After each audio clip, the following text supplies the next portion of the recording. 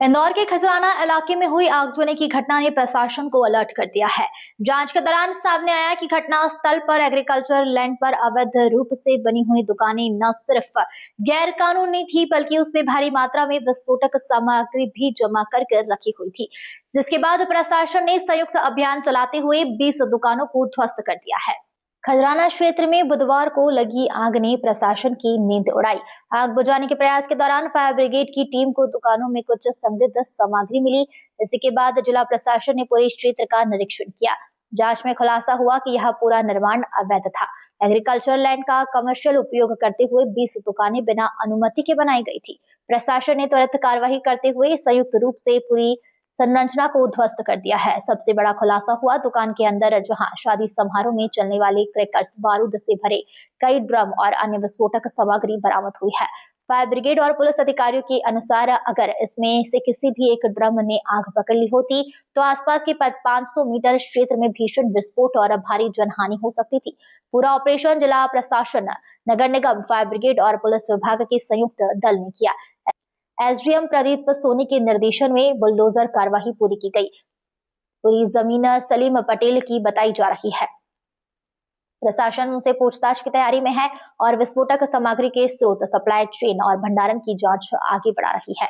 हाँ, खजराना क्षेत्र में पटेल मार्केट में कल वेल्डिंग के कार्य के दौरान एक चिंगारी से फैब्रिकेशन और पायरो की दुकानें जो थी, इसमें आगजनी की घटना घटित हुई है, जिसमें आगजनी कायम कर जांच जारी है।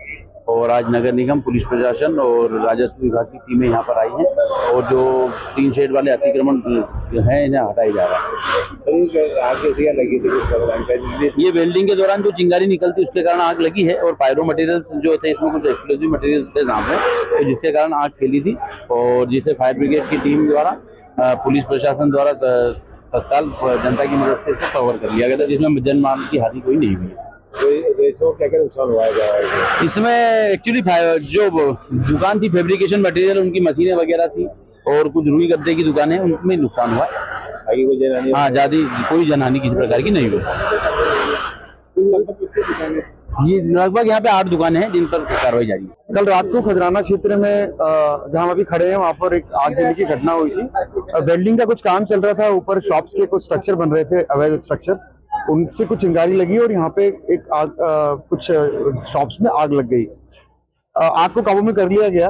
उसके बाद जब हमने पूरा एरिया सर्च किया तो उसमें दिखा कि बहुत सारा एक्सप्लोजिव मटेरियल, आइसोपार वगैरह, कुछ लिक्विड एक्सप्लोजिव मटेरियल, पटाखों का अवैध संधारण, पायरो वगैरह का निर्माण करने वाले बहुत सारे मटेरियल और ये सारी चीजें मिली।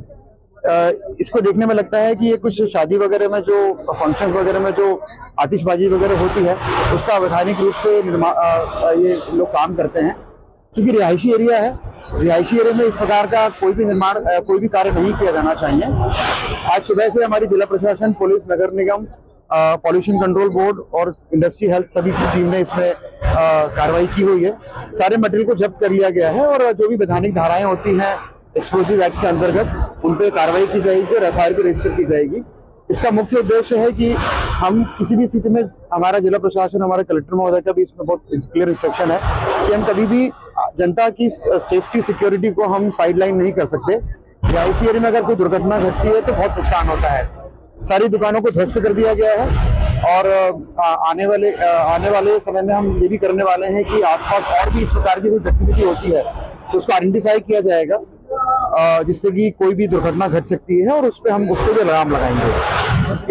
कितनी दुकानें होंगी सर? करीब 19 दुकानें हैं ये और सब किराएदार ही हैं। कोई सलीम पिता अनाज जी का सर्वे नंबर 995/1 लैंड है, जो कि एग्रीकल्चर लैंड है खजराना की। एग्रीकल्चर लैंड में आप एग्रीकल्चर कर सकते हैं, बिल्डिंग परमिशन भी नहीं है और इलीगल तरीके से किया जा रहा है, किराया वसूल किया जाता है। तो लालू पटेल का उन्होंने नाम बताया, तो इन सारी चीजों को हमने संज्ञान में लिया है और उनको नष्ट किया गया है। इंदौर से नेशन टाइम की रिपोर्ट।